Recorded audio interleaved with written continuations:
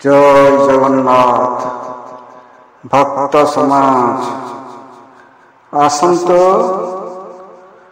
केतोटी दिव्य उपदेश जानिबा। हे भक्त समाज, समाज संस्कार शिष्टाचार सदाचार एहाकू आगकू न बढ़िले आम समाज आगकू बढ़िबो नहीं कि संस्कार मध्य आसीबो नहीं।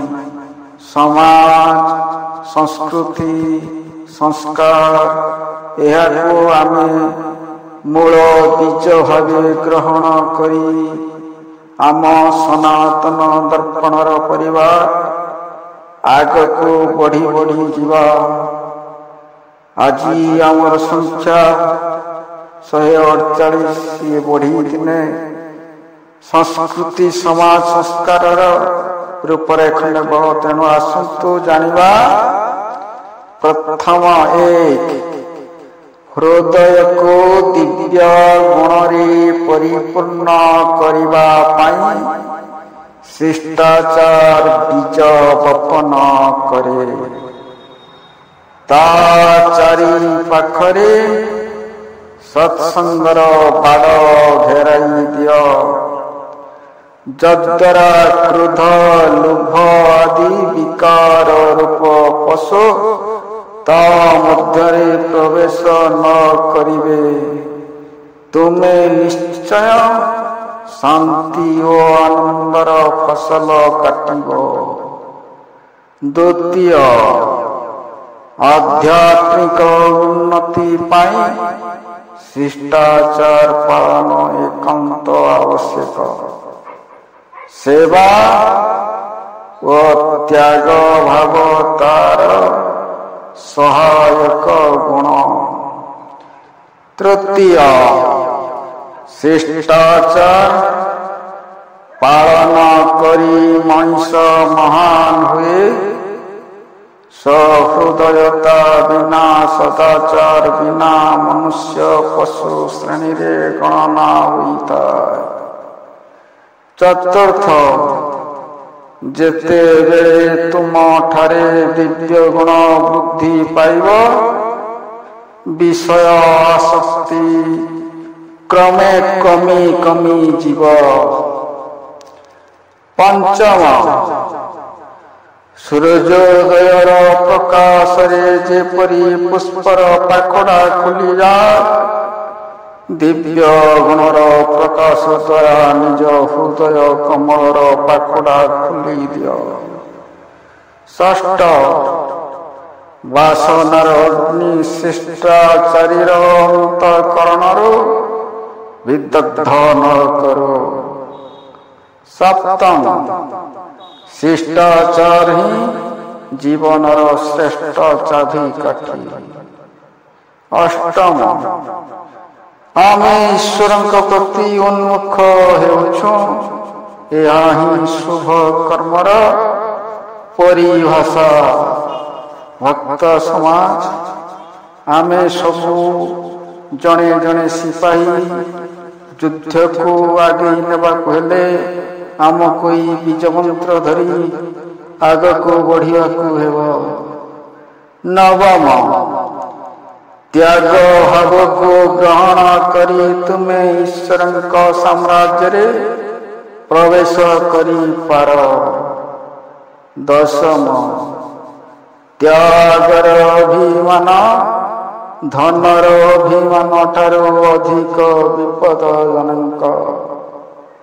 एकादश एक शिष्टाचारी व्यक्ति पाई मन वचन व कर्मर साम्य रहिबा उचित। मन चिंता करिबो एक प्रकार वचन रे प्रकाश पाइब अन्य प्रकार पुणी कर्म हेब अन्य प्रकार। यह सदाचार विनाशकारी गुण। द्वादश प्रेम एपरी शरीर जोथिरे अवगाहन कले परम शांति मिले। त्रयोदश एक सदाचारी व्यक्ति ठारे अन्य सद्गुण गुड़िक आश्रय नहीं थांती। चतुर्दश पवित्रता विनम्रता सदाचार आयत्त करी तुम्हें अमर पद पाई पारिव। पंचदश जेतेबेले प्रार्थना करुछ हृदय को मन सह मन को वाणी सह मेलाओ। षोडश नैतिक पूर्णता लाभ हेले जाई आध्यात्मिक लक्ष्य हासिल हुए। सप्तदश सत्पुरुष मानकर शिष्टाचारी सदाचारी संयम संगति द्वारा समस्त दुखर विनाश हो जाए। सप्तदश गला। अष्टादश साहस चित्त शुद्धि सत्संग हरि भजन ईश्वर पूजा इत्यादि प्रमाण दैवी संपद जहाँकि एक सदाचारी ठारे थिबा उचित। ऊनविंश प्रेम विनम्रता ध्यान ओ प्रार्थनार बीज बपन करी क्रमश शांति सम्मान ज्ञान ओ ईश्वर कृपा रूप फसल काटिबा उचित। विंश ଯେଉଁଠାରେ ସ୍ୱାର୍ଥ ନାହିଁ ସେଠାରେ ଶାନ୍ତି ଅଛି ଆନନ୍ଦ ଓ ପ୍ରକାଶ ଥାଏ। एकविंश प्रार्थना द्वारा चित्त शुद्धि होइଥାଏ। प्रार्थना द्वारा आत्मोत्थान एवं सेवा द्वारा क्रमश आंतरिक संकीर्णता दूर हुए एवं आत्मार उल्लास जागृत हुए। द्वाविंश निज क्षमतारू अधिक देवा उदारता निज आवश्यकतारू अधिक नेबा लोभ। त्रयोविंश भल हो एवं भल कर एथिरे समस्त नीतिशास्त्र एवं सदाचार समावेश। दया परोपकार ओ नीति एगुड़िकर एकीकरण द्वारा शिष्टाचारीर समस्त गुणर विकास पाइଥାଏ। 24 प्रेमपूर्ण सेवा सहानुभूतिपूर्ण दुई पाद मधुर शब्द आनंदप्रद मिठा वाणी उत्साह सहानुभूति दया इत्यादि द्वारा मनुष्य प्रलोभन उपरे विजय लाभ करी शिष्ट व सदाचारी होइଥାଏ। 25 शिष्टाचार महान गुण सज्जनता। 26 मानव धर्म अनुरूप व्यावहारिक व्यवहारिक कर्म सदाचार अटे। 27 जीवन को सफल कल्याणमय पवित्र दिव्य करिवार नाम शिष्टाचार। हे भक्त समाज एई सदाचार शिष्टाचार मूल बीज हेबा दरकार।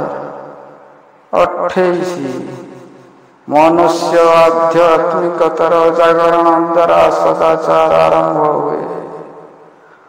29 शिष्टाचार मनुष्य जीवनर विशिष्ट विज्ञान एहार स्वरूप तीन गोटी आध्यात्मिक मनोवैज्ञानिक व व्यावहारिक। आमर अनुभूति रे सर्वसंतव एवं सत्य को समाविष्ट करिवार नाम आध्यात्मिक सदाचार। ଆମର ଅନୁଭୂତିରେ ସର୍ବାସମ୍ଭବ ଓ ସତ୍ୟକୁ ସମାବିଷ୍ଟ କରିବାର ନାମ ଆଧ୍ୟାତ୍ମିକ ସଦାଚାର, ଭକ୍ତ ସମାଜ, ଦୟା, ମୈତ୍ରୀ, କରୁଣା, ଉପକାର ତଥା ଅନ୍ୟ ମାନସିକ ସଦ୍ଗୁଣ, ଯାହାକି ସମାଜ ବିକାଶ ପାଇଁ କଲ୍ୟାଣ ଏବଂ ଶାନ୍ତିପ୍ରଦ, ତାହାକୁ ମନୋବୈଜ୍ଞାନିକ ସଦାଚାର କୁହାଯାଉଛି। ଏବଂ ଆଧ୍ୟାତ୍ମିକ ଓ ମାନସିକ ସଦାଚାରକୁ ବ୍ୟବହାର କରିବା ବ୍ୟବହାରିକ ସଦାଚାର। ଆପଣମାନେ ଠିକ୍ ଭାବରେ ମୂଳ ବୀଜ ଗୋପନ କରନ୍ତୁ ମାଟିରେ, ସୁଦୃଢ଼ ବୃକ୍ଷଟିଏ ହେଉ ଧରିତ୍ରୀରେ। 30 ଜପ, କୀର୍ତ୍ତନ, ସତ୍ସଙ୍ଗ, ଯୋଗାଭ୍ୟାସ, ଆତ୍ମବିଚାର, ଶାସ୍ତ୍ର ଅଧ୍ୟୟନ, ଯମ, ନିୟମ, ଦୀପାଳନ ସଦାଚାରର ପ୍ରଥମ ସୋପାନ ଅଟେ। 31 ସଦାଚାରୀ ବ୍ୟକ୍ତିର ବ୍ୟବହାରରେ ସଂତୁକ୍ତ ଗୁଣ, ଅହିଂସା, ଆତ୍ମସଂଯମ, ସତ୍ୟ ଏବଂ ନିରହଙ୍କାରର ଝଲକ ଦେଖିବାକୁ ମିଳେ। 32 ଶିଷ୍ଟାଚାରୀ ବ୍ୟକ୍ତି ମିଶାଣ ସ୍ୱଭାବ, ମୈତ୍ରୀଯୁକ୍ତ, ପରୋପକାରୀ, ତ୍ୟାଗୀ ଏବଂ ନିଃସ୍ୱାର୍ଥୀ ହୋଇଥାଏ। ସର୍ବଭୂତ ହିତକର ଭାବନା ତା ଜୀବନରେ ପ୍ରଧାନ ଲକ୍ଷ୍ୟ ଥାଏ। ପ୍ରଧାନ ଲକ୍ଷ୍ୟ ଭଗବାନ ଏହା ଥାଏ। এই ଜଣେ ସର୍ବଭୂତ ହିତର ଭାବନା ତା ଜୀବନର ପ୍ରଧାନ ଲକ୍ଷ୍ୟ ହେବା ଦରକାର। 33 ଭୌତିକ ଏବଂ ଆଧ୍ୟାତ୍ମିକ ଉନ୍ନତିର ମୂଳ ହେଉଛି ଶିଷ୍ଟାଚାର। 34 ସଦାଚାର ଦ୍ୱାରା ଦୀର୍ଘ ଜୀବନ ଲାଭ ହୁଏ। ଏହା ସମସ୍ତ ବିପତ୍ତି ଓ ଦୁର୍ଗୁଣକୁ ଉନ୍ମୂଳନ କରେ। 35 ସଦାଚାର ପାଳନ ଦ୍ୱାରା ସୁଖ ଥାଏ। ସଦାଚାର ଯଦି ଆପଣ ପାଳିବେ ପ୍ରବଳ ବହୁତ ସୁଖ ଏବଂ ଶାନ୍ତିମୟ ସୁଖ ଶାନ୍ତି ଏକ ବିଶିଷ୍ଟ ପ୍ରକାରର ବାତାବରଣ ସୃଷ୍ଟି ହୁଏ ସଦାଚାର। ତେଣୁ ଜୀବନର ବହୁ ସମସ୍ୟା ଆପେ ଆପେ ସମାଧାନ ହୋଇଯାଏ। ତେଣୁ ଏହି ଜୀବନର ଅତ୍ୟନ୍ତ ସରଳ ହୋଇଯାଉଥିବା ଏହି ଶିଷ୍ଟାଚାର ସଦାଚାର ରୂପକ ବୀଜ ଆମେ ବୁଣିବା ଏବଂ ଆମ ସଂସ୍କୃତି, ସନାତନ ସଂସ୍କୃତି, ସୁଦୃଢ଼ମୟ ସନାତନ ସଂସ୍କୃତି ଗଢ଼ିବା। ଏହି 35ଟି ନୀତିବାଣୀ, ହିତବାଣୀ, ଶିଷ୍ଟାଚାର, ସଦାଚାର ଜ୍ଞାନକୁ ସମାଜରେ ହେ ସନାତନ ଧର୍ମୀ ଆସନ୍ତୁ ବୁଣିବା ଏବଂ ସନାତନର ଫସଲ କାଟିବା। ଆସନ୍ତୁ 35ଟି ଏହି ବିଷୟରେ ତ ମୁଁ କହିଲି। ଆମର ଚ୍ୟାନେଲ ସନାତନ ଦର୍ପଣ, ଯେଉଁଥିରେ ସନାତନକୁ ଆମେ ଦେଖିପାରିବା, ଦେଖିଥାଉ। ଏହି ସନାତନ ଦର୍ପଣ ଚ୍ୟାନେଲର ସମସ୍ତ ସବସ୍କ୍ରାଇବର, ଲାଇକ୍ ମାରୁଥିବା ଦେଉଥିବା ଏବଂ ଏହି ଚ୍ୟାନେଲ ମାଧ୍ୟମରେ ସମାଜ ଓ ସଂସ୍କୃତିକୁ ଆଗେଇ ନେବାକୁ ଯେଉଁମାନେ ଆଗେଇ ଆସିବେ ସମସ୍ତେ ଜଣେ ଜଣେ ସନାତନୀ ଯୋଦ୍ଧା ଭାବରେ ଦଣ୍ଡାୟମାନ ହୋଇ ନିଜର ପରିବାର ସଂସ୍କୃତିକୁ ସୁଦୃଢ଼ କରିବା, ଦ୍ୱିତୀୟରେ ସମାଜ ସଂସ୍କୃତିକୁ ସୁଦୃଢ଼ କରିବା। ପରିବାର ପ୍ରଥମ, ପରିବାରରୁ ସମାଜ, ସମାଜରୁ ସଂସ୍କୃତି, ଦୁନିଆ, ଦେଶ, ଏହିଭଳି ମୂଳଧାରାରେ ଆଗକୁ ବଢ଼ିବା। ଆଉ ବିଶେଷ କିଛି କହିବିନି। ରବୀନ୍ଦ୍ର କୁଲ୍ହାରୀ ଚ୍ୟାନେଲକୁ କେବଳ ଆପଣମାନେ ଭଲ ପାଉଥିଲେ ଗୋଟିଏ ସବସ୍କ୍ରାଇବ୍ ଓ ଲାଇକ୍ ଦେବେ ବୋଲି ମୁଁ ପ୍ରାର୍ଥନା କରୁଛି। ଜୟ ଜଗନ୍ନାଥ। ଜଗତର ମଙ୍ଗଳ କରନ୍ତୁ। ଓମ୍ ନମଃ ଶିବାୟ। ସର୍ବଧର୍ମ